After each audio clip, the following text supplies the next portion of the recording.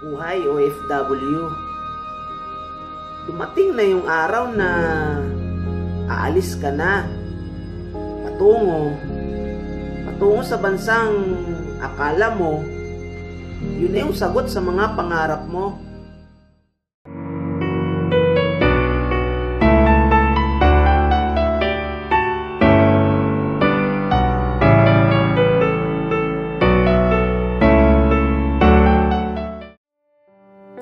Naghahalong lungkot at saya ang nararamdaman mo. Lungkot dahil nakikita mo yung anak mong walang tigil ang iyak. Nagsusumamo na wag ka nang umalis habang mahigpit ang pagkakahawak niya sa kamay mo. Masaya dahil heto na, makakaalis ka na. Dahil sa paniniwala mong maibibigay mo na anuman hilingin ng anak mo, anumang hilingin, maging ng kapitbahay mo.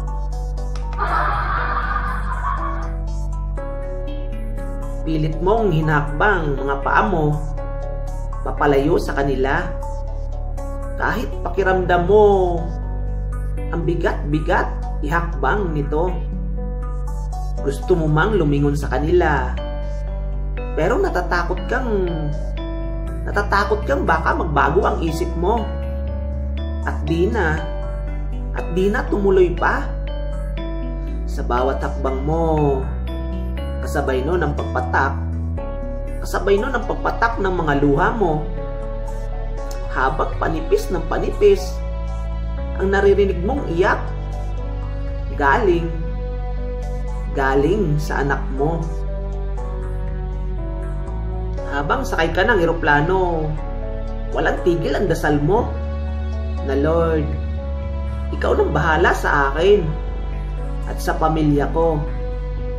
Sabay balik tanaw sa mga araw na kasama mo ang pamilya mo, na ang tanging baon mo ang determinasyong matuldukan ang hirap na nararanasan ng pamilya mo.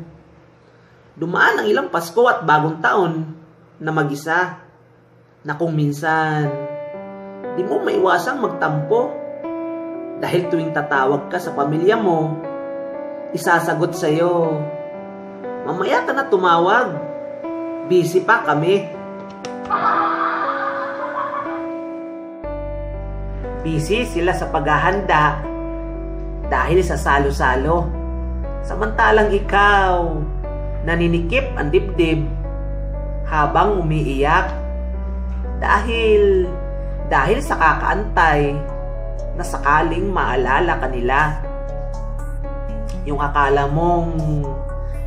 mong babatiin ka ng Merry Christmas at Happy New Year dahil tumawag sila. Yun pala itatanong sa'yo kung kailan ka ulit magpapadala. Sa mga nangungutang dyan sa mga OFW na pag di napagbigyan, mayabang at madamot ang tingin sa kanila. Karapatan nilang magdamot, hirap, gutom at pangungulila ang katumbas ng bawat sentimong kinikita nila.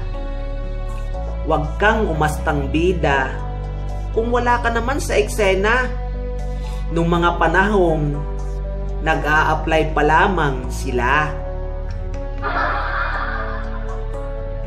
Hindi porket masasarap na pagkain ang makikita sa post nila, maganda na ang kinalalagyan nila. Ang di mo alam, sa amo nila ang pagkain yun. Sa bawat ngiti na makikita mo sa mga litratong pinupost nila, hindi ibig sabihin masaya sila. Ayaw lang nilang ipakita, ayaw lang nilang mag-alala ang pamilya nila. Kahit ang totoo, Sobrang pagod at hirap na sila. Pahalagahan nyo ang bawat pirang pinapadala. Dahil ang katumbas nun, mga panahong di kayo nakakasama. Hindi yung winawaldas nyo, samantalang sila nagtitipid. Madagdagan lang ang kwartang may padala. Kamustahin sila? Hindi dahil ubos na ang pirang pinadala, kundi iparamdam sa kanila na sobrang namimiss mo din sila. Ang pag-a-abroad ay depende sa nakatakdang mangyari sa'yo. May sinaswerte, may minamalas, may umaangat ang buhay, may bumabagsak, may nabubuong tahanan, may nawawasak, may nagtatagumpay. Pag minamalas, may umuuwing bangkay.